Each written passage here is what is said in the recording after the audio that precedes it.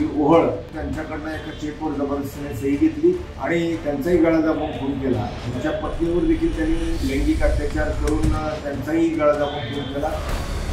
तिघांचीही मृतदेह त्यांनी तिथल्या बाथटबमध्ये टाकून देऊन त्यांची गाडी घेऊन पसार झाली।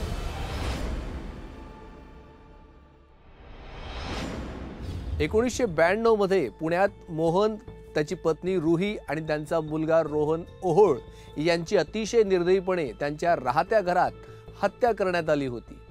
आणि या प्रकरणातील सर्वात जास्त धक्कादायक गोष्ट म्हणजे या सर्व हत्या करणारा व्यक्ती हा मृत व्यक्तीचा भाचा होता।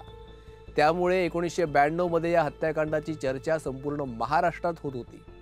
न्यूजपेपरमध्ये सुद्धा त्या काळी भाच्यानेच घात केला अशा प्रकारच्या हेडलाईन्स छापून आल्या होत्या। पुण्यातील बाणेर परिसरात रुमान नावाच्या बंगल्यात ओहोळ कुटुंबीय राहत होते। बाणेर परिसरातील वर्षा पार्क या सोसायटीत ओहोळ कुटुंबियांचा हा बंगला होता। मोहन ओहोळ हे किर्लोस्कर न्यूमॅटिक्स कंपनीत उच्च पदावर काम करत होते आणि त्यांची पत्नी रुही ओहोळ ही स्पाइसर कॉलेज आणि टाटा इन्स्टिट्यूट ऑफ मॅनेजमेंटमध्ये लेक्चरर होती। मोहन आणि रुही ओहोळ यांना 2 मुलं सुद्धा होती। त्यापैकीच मुलगा रोहन फॉर्ग्युसन कॉलेजमध्ये इलेक्ट्रॉनिक्सचे शिक्षण घेत होता आणि मुलगी रैना फूड अँड क्राफ्टमध्ये शिकत होती। 8-10 दिवसापूर्वीच रैना ओहोळ पुण्याहून अभ्यास दौऱ्यासाठी मुंबईला गेली होती। मोहन ओहोळ यांचे बंधू विजय हे साताऱ्यात उपजिल्हा अधिकारी होते। विजय यांचं घर सुद्धा मोहन ओहोळ यांच्या घराजवळच होतं। दिनांक 22 जुलै 1992 ला मोहन ओहोळ यांच्या सासूबाई आजारी असल्याचं विजय यांना समजलं। पण आश्चर्याची गोष्ट म्हणजे मोहन आणि त्यांची पत्नी रुही हे दोघेही त्यांना बघायला रुग्णालयात गेले नव्हते। याशिवाय विजय ओहोळ यांनी जेव्हा मोहन ओहोळ यांना फोन केला तेव्हा बराच वेळ रिंग वाजून सुद्धा कोणी फोन उचलत नव्हतं। त्यामुळे विजय ओहोळ यांनी मोहन यांच्या घरी जाण्याचा निर्णय केला आणि स्वतःची गाडी घेऊन ते रुमान बंगल्याजवळ आले। बराच वेळ बेल वाजवून सुद्धा कोणी दार उघडत नव्हतं, म्हणून सोसायटीचे रखवालदार बनसोडेला हाक मारून त्यांनी जवळ बोलवलं आणि त्याला घेऊन ते रुमान बंगल्याच्या मागच्या बाजूला गेले। तेव्हा त्यांना बाथरूमच्या खिडकीतून मुंगळ्यांची रांग बाहेर येताना दिसली। याशिवाय मागच्या बाजूला भयानक दुर्गंधी असल्याने दोघांनी आपल्या नाकावर रुमाल बांधले आणि त्यानंतर बनसोडेने बाथरूमच्या खिडकीतून आत डोकावून पाहिलं।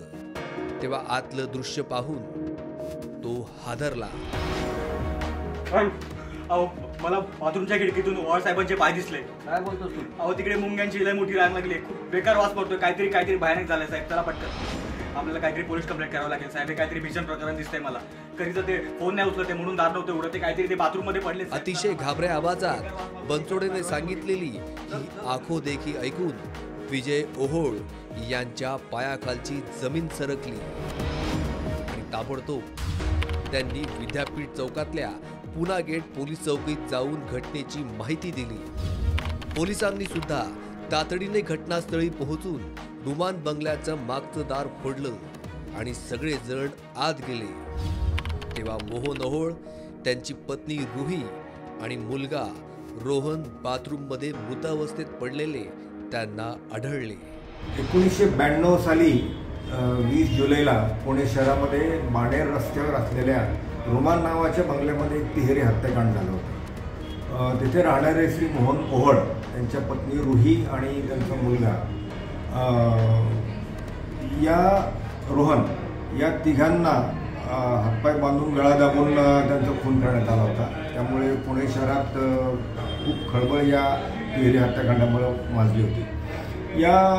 हे जे मोहोळ दाम्पत्य होतं हे ओहोळ साहेब किर्लोस्कर न्यूमॅटिक कंपनीमध्ये मोठ्या पदावर कामाला होते। त्यांच्या पत्नी स्पाइसर कॉलेजमध्ये प्राध्यापिका होत्या। त्यांचं नाव रुही आणि मुलगा रोहन हा फर्ग्युसन कॉलेजमध्ये शिकत होता आणि त्यांची मुलगी ही फूड क्राफ्ट इन्स्टिट्यूटमध्ये शिक्षण घेत होती। 20 जुलैला ह्या ओहळांचे जे भाऊ आहेत, एक तहसीलदार होते, ते ही घटना घडल्यानंतर 2 दिवसांनी ते पुण्यात आल्यानंतर त्यांच्या लक्षात आलं की भावाचा संपर्क होत नाही आणि त्यांच्या सासूलाही ते भेटायला गेलेले नाहीत. म्हणून त्यांनी लँडलाईनवर त्यांना फोन लावून संपर्क करण्याचा प्रयत्न केला, परंतु त्याचंही उत्तर आलं नाही. म्हणून ते त्यांच्या बंगल्यावर गेले. तिथल्या वॉचमनच्या मदतीनं त्यांनी पाहणी केली. असं दार बंद होतं आणि बाथरूमच्या मागच्या बाजूला त्यांनी जाऊन शिडी लावून पाहिलं असता आतमध्ये कोणीतरी पडलेलं दिसलं आणि आतमधून खूप वास येत होता. म्हणून त्यांनी पोलिसांना कळवलं. चतुर्शिंगी पोलीस स्टेशनचे पोलीस त्या ठिकाणी आले. त्यांनी दार तोडून आत प्रवेश केला. रखवालदार बनसोडे याने बाथरूमच्या खिडकीतून आत डोकावून पाहिलेलं दृश्य विजय यांना सांगितलं तेव्हा विजय यांच्या पायाखालची जमीनच सरकली. कारण बनसोडेच्या म्हणण्याप्रमाणे त्याने बाथरूमच्या खिडकीतून जमिनीवर पडलेल्या माणसाचे पाय पाहिले होते. याशिवाय बाथरूमच्या खिडकीतून भयानक दुर्गंधीही येत होती.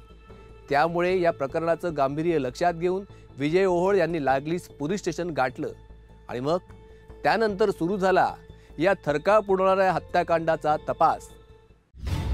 या भयानक प्रकरणाची माहिती मिळताच पोलीस आयुक्तांसह अन्य वरिष्ठ अधिकारी सुद्धा रुमान बंगल्याजवळ हजर झाले. गुन्ह्याचं गांभीर्य लक्षात घेऊन पोलीस आयुक्तांनी क्राईम ब्रँचचं एक विशेष पथक या प्रकरणाच्या चौकशीसाठी नेमलं.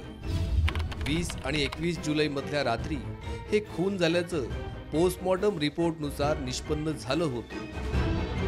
या प्रकरणातील आणखीन एक धक्कादायक बाब म्हणजे रुही ओहोळ यांचा बलात्कार करून त्यांचा खून करण्यात आल्याचं पोस्टमॉर्टम रिपोर्टनुसार समोर आलं होतं. अजून एक महत्त्वाची गोष्ट म्हणजे तिघांचेही खून गळा आवळून करण्यात आले होते आणि त्यांच्या तोंडाला चिकटपट्ट्या लावून त्यांचे हातपाय दोरीने बांधले होते.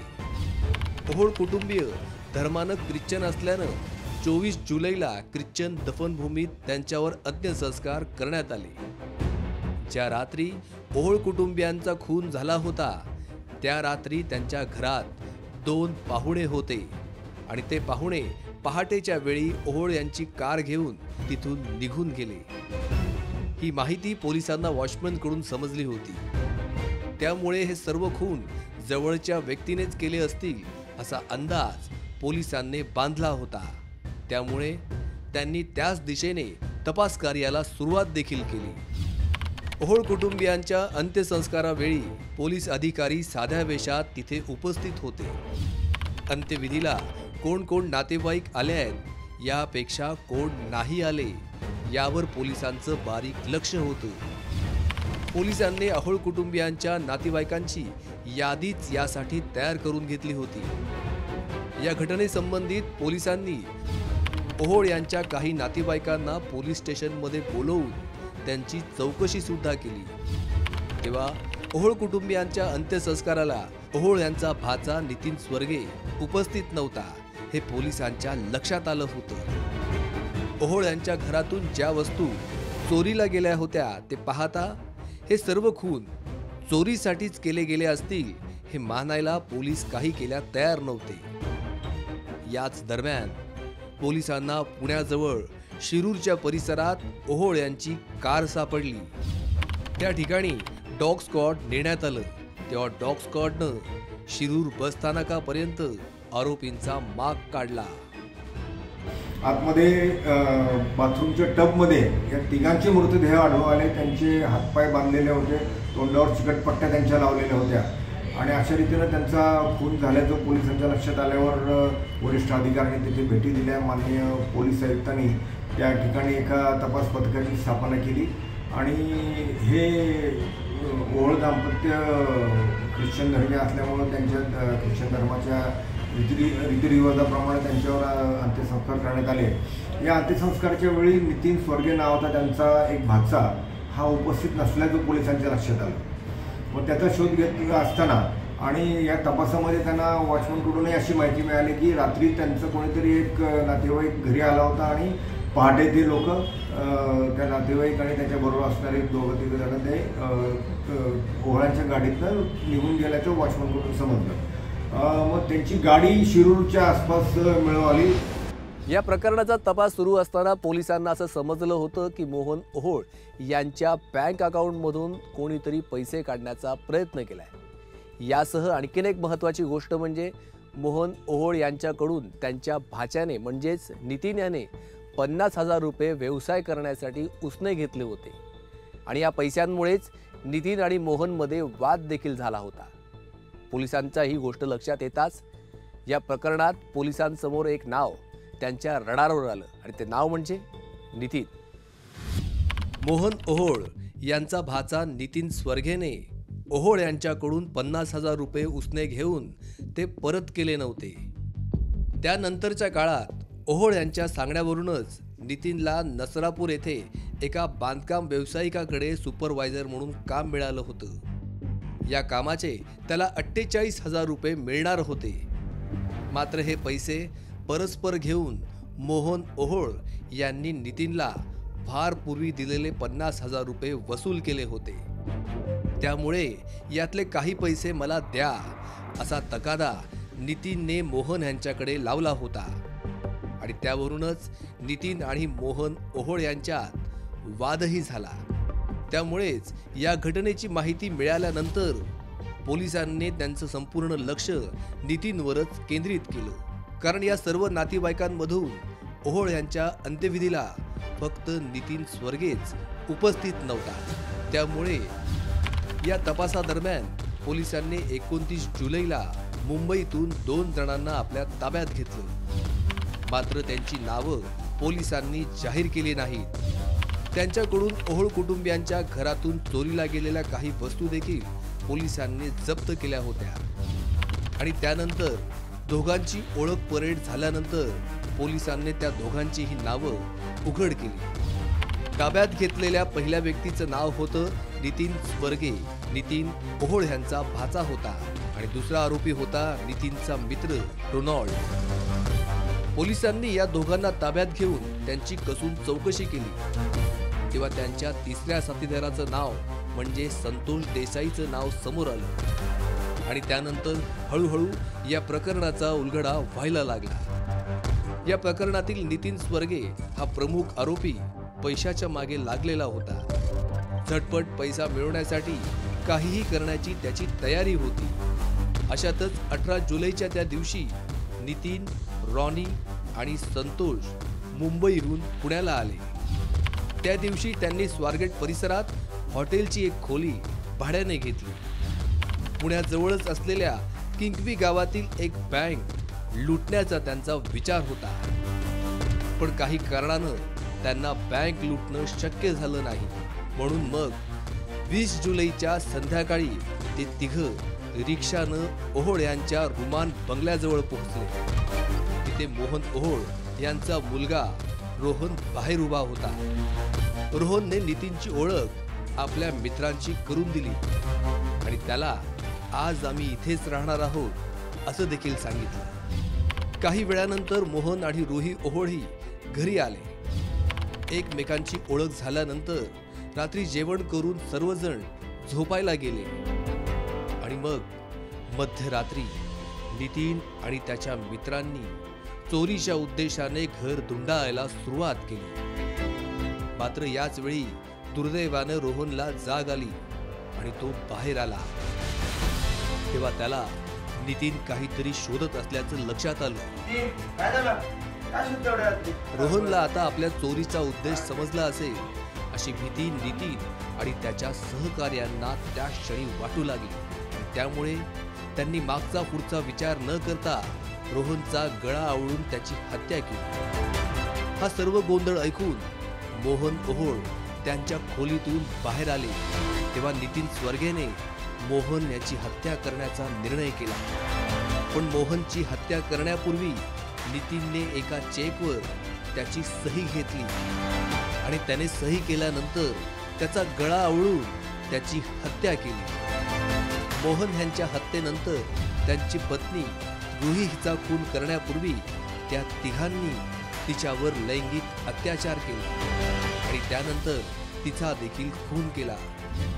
तिघांच्याही हत्येनंतर नितीन आणि त्याच्या साथीदारांनी ओहोळ कुटुंबियांचे मृतदेह बाथरूम मधल्या टब मध्ये टाकून दिले।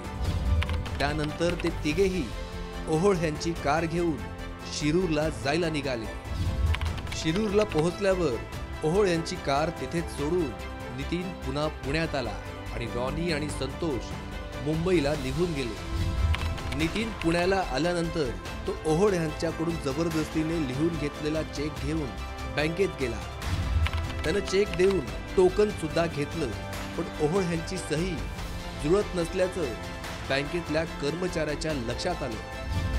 त्यामुळे बँकेतल्या कर्मचाऱ्यानं ओहोळ यांना सोबत घेऊन या किंवा त्यांची नव्यानं सही घेऊन या असं नितीनला सांगितलं। बँकेतल्या कर्मचाऱ्याचं बोलणं ऐकताच नितीन टोकन न परत करता बँकेतून बाहेर आला आणि कॅम्प भागातल्या एका सराफाकडे त्याने रुही ओहोळ यांची सोन्याची कर्णफुलं गहाण ठेवली। सराफाकडून मिळालेल्या पैशात तोही मुंबईला जायला निघाला।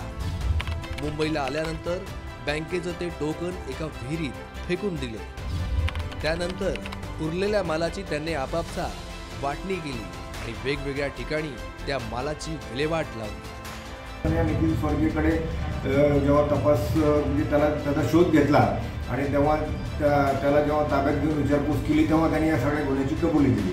त्याच्याबरोबर त्याचा संतोष देसाई आणि रोनाल्ड अल्वारिस नावाचे 2 साथीदार असल्याचं उघड झालं। हा नितीन स्वर्गे ओहोळांचा भाचा होता आणि त्याला त्यांनी काही दिवसांपूर्वी 50,000 रुपये व्यवसायासाठी दिले होते। तर त्याला वारंवार मागणी करून सुद्धा तो पैसे ते परत देत नव्हता।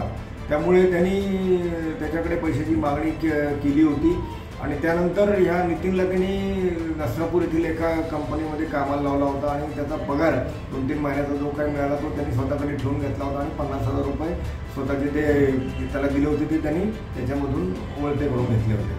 त्याचाही राग त्या नितीनच्या मनात होता। मग त्यांनी त्याच्या 2 मित्रांच्या मदतीनं रात्री तो त्यांच्या घरी आला आणि तिथं त्यांनी मुक्कामाला थांबण्याची विनंती केली। त्यामुळे त्यांनी परवानगी दिली आणि रात्री यांनी शोध घ्यायला चालू केलं, घरात काही मौल्यवान वस्तू सापडतात का हे पाहण्यासाठी। आणि त्यांच्या आवाजाने त्यांचा मुलगा रोहन जागा झाला आणि त्यांनी बघितलं आणि त्यांनी काय करताय असं विचारल्यावर या तिघांनी त्याला गळा दाबून मारून टाकलं, त्याचे हातपाय बांधून त्याला गळा दाबून त्याचा खून केला। त्याचबरोबर श्री ओहोळ यांना देखील त्यांनी उठवून त्यांच्याकडनं एका चेकवर जबरदस्तीने सही घेतली आणि त्यांचाही गळा दाबून खून केला। त्यांच्या पत्नीवर देखील त्यांनी लैंगिक अत्याचार करून त्यांचाही गळा दाबून खून केला आणि तिघांचीही मृतदेह त्यांनी तिथल्या बाथटबमध्ये टाकून तिथून त्यांची गाडी घेऊन पसार झाली। पैशाच्या मोहापाही आणि सूड भावनेतून नितीन स्वर्गेने अतिशय निर्दयीपणे मोहन ओहोळ आणि त्यांच्या कुटुंबियांची हत्या केली। पण पुणे पोलिसांनी अत्यंत योग्य पद्धतीने केलेल्या तपासामुळे या हत्याकांडाचा उलगडा योग्य वेळी झाला आणि नितीन आणि त्याच्या साथीदारांना अटक करण्यात आली। पुण्याच्या सत्र न्यायालयात या तिघांविरुद्धही खटला चालवण्यात आला। या खटल्यादरम्यान खुनाच्या गुन्ह्याबद्दल फाशी आणि बलात्काराच्या आरोपाखाली 10 वर्षाची आरोपींना शिक्षा सुनावण्यात आली। पण सर्वोच्च न्यायालयात केलेल्या अपिलात ही शिक्षा पुढे जन्मठेपेत बदलण्यात आली। अपराध महाराष्ट्राला हादरवणारा या क्राईम विशेष भागात सध्या वेळ झाली आहे इथेच थांबण्याची। पुन्हा भेटूयात अशाच महाराष्ट्राला हादरवणाऱ्या गुन्ह्यासह। तोवर महाराष्ट्रातली प्रत्येक अपडेट जाणून घेण्यासाठी पाहत रहा लोकशाही मराठी।